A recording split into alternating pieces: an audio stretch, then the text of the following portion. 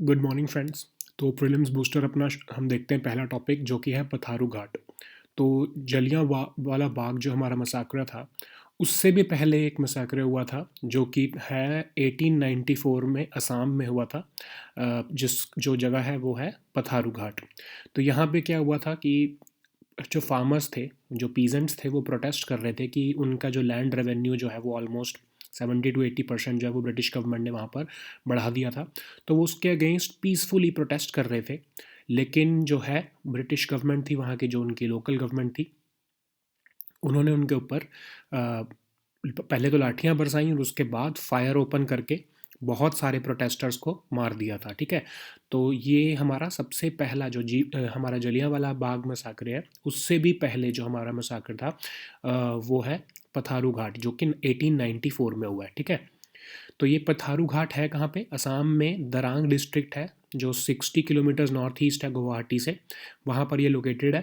तो इसके बारे में थोड़ा सा देखते हैं। जब ब्रिटिश गवर्नमेंट ने असम को अनेक्स किया था 1826 में, तो उन्होंने लैंड टैक्सेस इम्पोज किए थे। ठीक है। फार्मर्स ने तब भी उस चीज़ का रिजेंटमेंट दिखाई, उसको उन्होंने एक्सेप्ट नहीं किया, but still they did not protest. लेकिन 1893 में हद तब हो गई जब उन्होंने उस टैक्स को, एग्रीकल्चर लैंड टैक्स को 70 to 80% जो है वो बढ़ा दिया। ठीक है। तब पीजेंट्स ने जो है शांतिपूर्ण तरीके से उसमें प्रोटेस्ट करना शुरू किया। लेकिन ब्रिटिश गवर्नमेंट ने कहा कि नहीं, ये सेडिशन है, और ब्रिटिश गवर्नमेंट ने जो है इस पथारू घाट जो है हम जो अपराइजिंग हुई थी उसके ऊपर पहले तो लाठी लाठी चार्ज करवाया, और उसके बाद ओपन फायरिंग करा के इन पीजेंट्स को, बहुत सारे पीजेंट्स को मार दिया। ठीक है। तो ऑफिशियल फिगर्स तो कहती थी कि सिर्फ 15 किल्ड है और 37 वुंडेड है, बट जो ऑफिशियल सोर्सेज हैं वो कहते थे कि वो बहुत ज़्यादा है फिगर, ऑलमोस्ट 100 से ऊपर फिगर अनऑफिशियल सोर्सेज बताते थे। तो उस चीज़ को उन्होंने दबा लिया। ठीक है। अब इसकी सिग्निफिकेंस क्या है कि पथारू घाट जो है वो हमारे को तो कम पता है, जो ये, लेकिन असम की जो हिस्ट्री है उसमें वो बहुत फेमस है। आपने बैटल ऑफ सराय घाट सुनी होगी, उसके ऊपर एक बुक भी लिखी है रजत सेठी जी ने। तो बैटल ऑफ सराय घाट जो है, जो अहोम्स ने जिसमें मुगल्स को डिफीट किया था 1671 में, उसके बाद जो सबसे अगर कोई फेमस इंसिडेंट है या इंस्पिरेशनल इंसिडेंट है तो वो पथारू घाट वाला ही है। ठीक है, असामीज़ के लिए। तो ये एक पीसफुल प्रोटेस्ट था। तो इसका यही जो प्रोटेस्ट था, इसी ये एक प्रीकर्सर था हमारे सिविल डिसोबीडियंस मूवमेंट का भी, जो कि महात्मा गांधी जी ने बाद में प्रोपेगेट किया था। तो ये इसकी इतनी ज़्यादा रेलेवेंस क्यों है कि प्री कांग्रेस मूवमेंट से भी पहले कि ये मूवमेंट है, कांग्रेस की जो मूवमेंट्स होती थी उससे पहले ही ये मूवमेंट्स हुई हैं, ये वाली मूवमेंट हुई है। पैन इंडिया एंटी इम्पेरियलिस्ट जितनी भी मूवमेंट्स हुई हैं उनमें सबसे पहली मूवमेंट भी यही थी, और बिना किसी लीडरशिप के ये मूवमेंट हुई है। और सबसे इम्पॉर्टेंट कि विदाउट एनी लीडरशिप ये मूवमेंट थ्रू आउट पीसफुल रही है। ऑफ कोर्स ब्रिटिश का रिस्पॉन्स इस पर वायलेंट था, बट जो मूवमेंट थी वो फिर भी जो है वो पीसफुल रही है। ठीक है।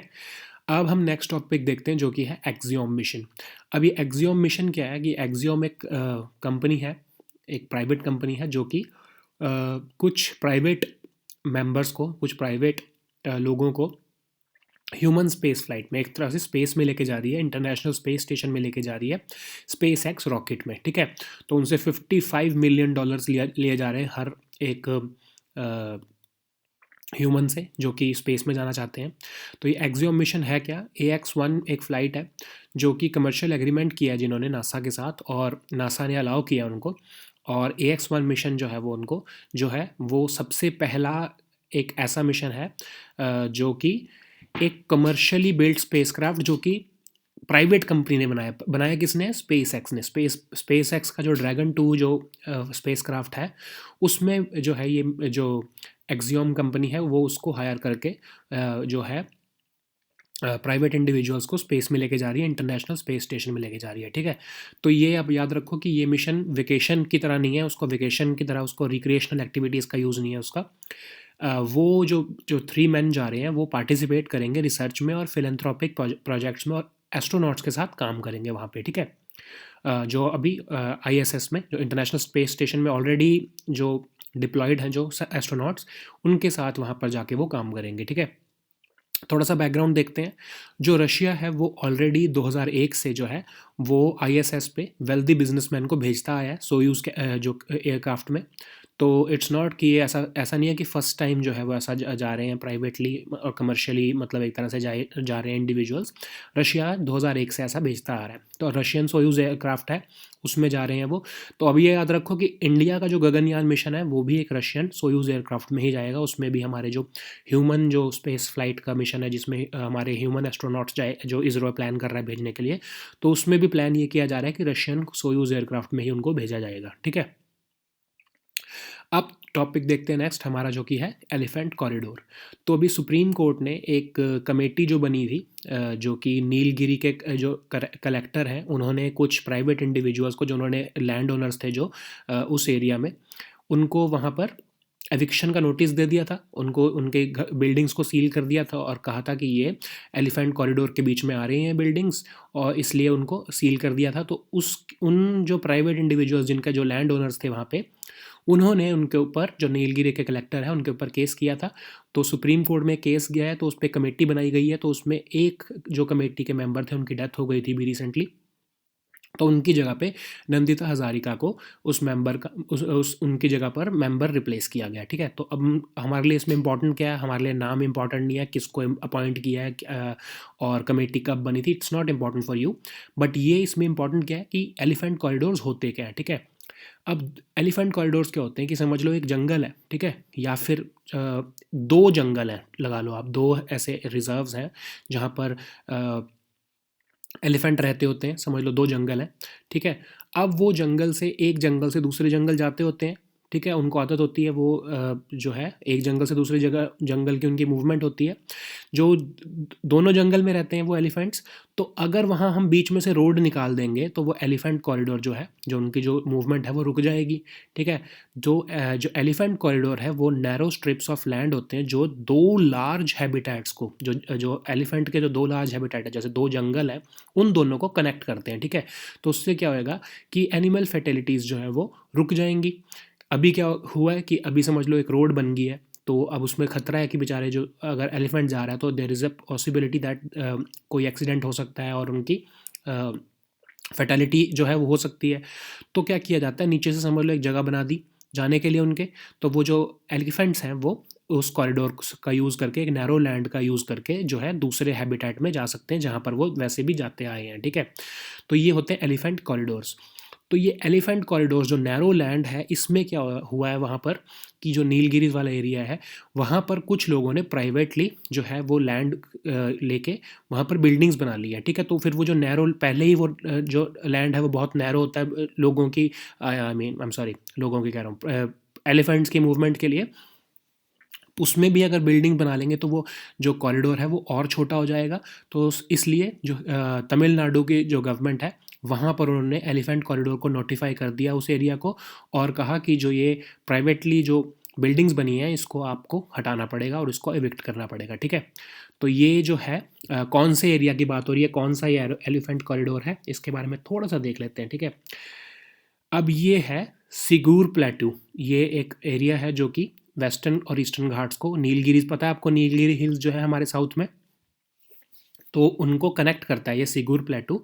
और इस कॉरिडोर में क्या है कि नीलगिरी हिल्स जो है वो साउथ वेस्टर्न साइड पे है, और मोयार रिवर वैली जो है वो नॉर्थ ईस्टर्न साइड पे है। तो आप इसको आप मैप में ज़रूर देखना, इसको सिर्फ ऐसे पढ़ के आपको समझ नहीं आएगा, इसको आपको मैप में ज़रूर देखना पड़ेगा।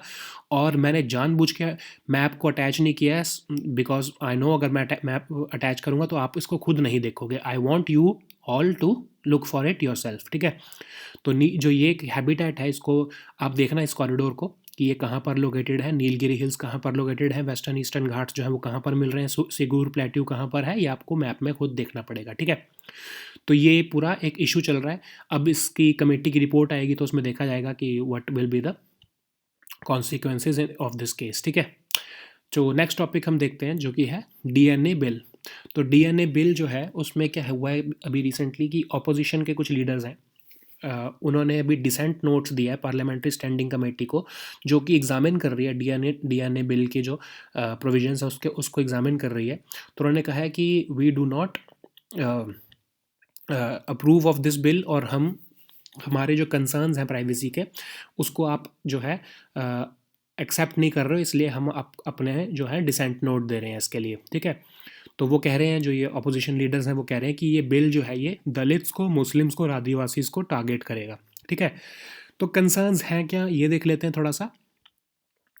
अब ये डीएनए जो बिल है वो, उसमें कंसर्न्स ये हैं कि जो एक्सट्रीमली सेंसिटिव इन्फॉर्मेशन है एक इंडिविजुअल की, वो जो है वो पब्लिक जो है, वो जो पब्लिक या फिर गवर्नमेंट के पास आ जाएगी, तो उससे स्किन कलर जैसे कौन सा डेटा होता है डीएनए से, क्या क्या पता लग सकता है हमें, स्किन कलर, बिहेवियर, जो ये सब सारी चीज़ें जो है वो पब्लिक के जो है एक तरह से पब्लिक डोमेन में, मतलब गवर्नमेंट के पास आ जाएंगी, तो गवर्नमेंट जो है इसका मिसयूज़ कर सकती है टारगेट करने के लिए इंडिविजुअल्स को, ठीक है। तो उनकी फैमिली को भी टारगेट कर सकती है कि उनके पास जेनेटिक डाटा आ गया है, तो इसलिए कंसर्न्स आ रहे हैं कि उनकी प्रिवेसी वायलेट हो रही है, ठीक है। फिर कहा गया है कि इंडिविजुअल की प्रिवेसी को और जो सेफ गार्ड्स हैं वो नहीं बनाए गए हैं इस बिल के अंदर। और जो एक मैजिस्ट्रेट है, अब समझ लो कि अगर एक पर्सन ने कोई क्राइम किया है तो उसके अंदर उसके डीएनए की लेने की बात हो रही है, तो लेकिन उसमें क्या कहा है कि बिल में प्रोविज़न है कि उसका कंसेंट लेना पड़ेगा आपको उस इंडिविजुअल का, ठीक है। तो लेकिन अगर वो पर्सन जो ऐसा समझ लो कंसेंट नहीं देता तो उसका आप डीएनए नहीं ले सकते, लेकिन इसको ओवरराइड करने की पावर की, पर्सन का कंसेंट की ज़रूरत ना पड़े, तो उसके लिए भी एक प्रोविज़न है कि अगर मैजिस्ट्रेट परमिशन देता है तो जो है वो उस कंसेंट को लेने की ज़रूरत नहीं पड़ेगी पुलिस को, या फिर मतलब जो मेडिकल कम्युनिटी को, जो पुलिस जिनका यूज़ कर रही है उसके, फिर उनके बिना कंसेंट के भी उनका जो है डीएनए लिया जा सकता है, ठीक है। फिर उसका मिसयूज़ होने के बहुत ज़्यादा चांस बढ़ जाएंगे। फिर और वो कह रहे हैं कि अभी हमारे पास कोई भी डेटा प्रोटेक्शन का लॉ है ही नहीं ऑलरेडी, तो हम जो डीएनए जो लेंगे, तो इससे हम कैसे किसी बिना लेजिस्लेशन के हम कैसे इंश्योर कर पाएंगे कि हम उनकी प्रिवेसी को वायलेट नहीं कर रहे हैं, उनकी डेटा की प्रिवेसी को वायलेट नहीं कर रहे हैं। जो नेशनल डेटा बैंक बनाने की बात हो रही है, उसमें जो डेटा है, डीएनए का डेटा जो भी इकट्ठा किया जाएगा, वो सेफ़ है या नहीं, इसको कैसे इंश्योर किया जाएगा, ठीक है। अब कमेटी ने रिकमेंडेशंस क्या दी थी, क्यों जो है जिसके अभी रिसेंटली कुछ ये जो कमेटी ने रिकमेंडेशंस दी थी वो भी जो है वो पब्लिक डोमेन में आई थी, ठीक है। तो उन्होंने कहा है कि अगर एक क्राइम होता है उसमें डीएनए जो है अगर आपने लिया है पुलिस ने, तो अगर उस पर्सन का, जिस पर्सन का आपने डीएनए लिया और उस पर्सन को जो है कन्विक्शन नहीं होती है, वो छूट जाता है समझ लो जेल से, उसको कोर्ट कहता है कि वो एक्विटेड है, उसके ऊपर कुछ चार्जेस नहीं है, तो उस पर्सन का जो डीएनए है का जो डेटा है उसको उसी टाइम इमीडिएटली डेटा बैंक से, जो नेशनल डेटा बैंक है या जो भी रीजनल डेटा बैंक्स हैं उससे उसी टाइम रिमूव करना ज़रूरी है, ठीक है। फिर वो कह रहे हैं कि इस चीज़ की इंडिपेंडेंट स्क्रूटिनी होनी चाहिए कि जो गवर्नमेंट है उसने क्या वो डेटा जो जिसको रिमूव करने की बात कर रहे हैं उसको डिलीट किया है या नहीं, और जो बायोलॉजिकल सैंपल्स लिए हैं या जो डीएनए प्रोफाइलिंग लिया है उसको डिलीट किया है या नहीं, उसकी इंडिपेंडेंटली स्क्रूटिनी की जानी चाहिए कि गवर्नमेंट ने ऐसा किया है या नहीं किया है, ठीक है। तो ये कमेटी ने रिकमेंड किया है। अब हम देखते हैं हमारा मेन मुद्दा क्या है, डीएनए टेक्नोलॉजी बिल को ही पढ़ना, तो उसके प्रोविजंस हैं क्या।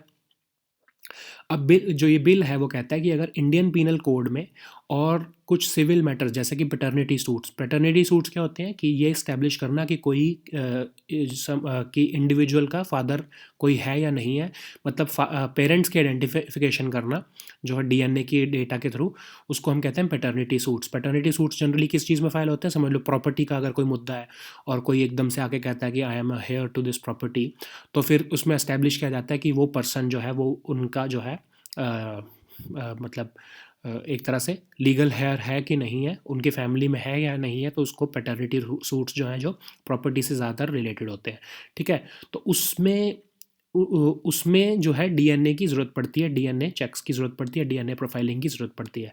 और कुछ ऐसे इंडियन पीनल कोड में भी प्रोविजंस हैं, जैसे कि आप समझ लो रेप के मैटर्स में भी ऐसा होता है कि डीएनए प्रोफाइलिंग की ज़रूरत पड़ती है। तो ऐसे कुछ ऑफेंसेस हैं जिनमें इंडियन पीनल कोड में भी, और ज़्यादातर ये जो ऑफेंसेस हैं वो हमेशा पेरेंट्स एक तरह से पैटर्निटी जो आपके जो है कि पेरेंट्स और जो है चिल्ड्रन के जो है रिलेशनशिप को एस्टैब्लिश करने में ज़रूरत पड़ती है, ठीक है। तो डीएनए जो है उसमें यूज़ कर जो डेटा जो है वो इन केसेस में यूज़ कर सकते हैं। कौन कौन से केसेस में? एक तो इंडियन पीनल कोड में कुछ ऑफेंसेस हैं, और जो सिविल मैटर्स हैं जैसे कि पैटर्निटी सूट्स, उसमें डीएनए डेटा का यूज़ करने के लिए ये बिल जो है वो बनाया जा रहा है। अब डीएनए की कलेक्शन कैसे की जाएगी? अब अथॉरिटीज़ को पहले तो कंसेंट लेना पड़ेगा, जिसका भी डीएनए लिया जा रहा है उससे पूछना पड़ेगा कि क्या हम आपका डीएनए ले सकते हैं, ठीक है। लेकिन अगर जिस किसी ऐसे केस में जो डीएनए का डेटा लिया जा रहा है जिसमें जो है डेथ सेंटेंस है या फिर 7 ईयर्स से ज़्यादा के इम्प्रिजनमेंट के प्रोविजंस हैं, उसमें कंसेंट लेने की ज़रूरत नहीं है, ठीक है। जैसे टेररिज्म का केस आप लगा लो, ठीक है। टेररिज्म में आपको पता है ना कि डेथ पेनल्टी भी हो सकती है, या फिर 7 ईयर्स से ऊपर की तो आपको पता ही है कि इम्प्रिजनमेंट होएगी ही, ठीक है, अगर प्रूव हो गया तो उसमें कंसेंट लेने की, टेररिस्ट से कंसेंट लेने की ज़रूरत नहीं पड़ेगी, ठीक है। अब डीएनए डेटा बैंक क्या है? एक नेशनल डीएनए डेटा बैंक बनेगा, रीजनल डीएनए डेटा बैंक बनेगा, ठीक है। अब ये क्या करेंगे कि जितने भी डीएनए लेबोरेटरीज़ हैं जो कि एक्रेडिटेड होंगी, जो कि एक तरह से इनसे रजिस्टर्ड होंगी, वो अब जो है वो डीएनए का जो है डेटा कलेक्ट करेंगी और इनके पास जाके वो उसको सबमिट करेंगी, इनके पास जाके जमा करेंगी, ठीक है, रीजनल डेटा बैंक्स में। और फिर जो रीजनल डेटा बैंक्स हैं वो सारा जो डेटा है डीएनए का वो सारा नेशनल डीएनए डेटा बैंक में उसको स्टोर करेंगे, ठीक है।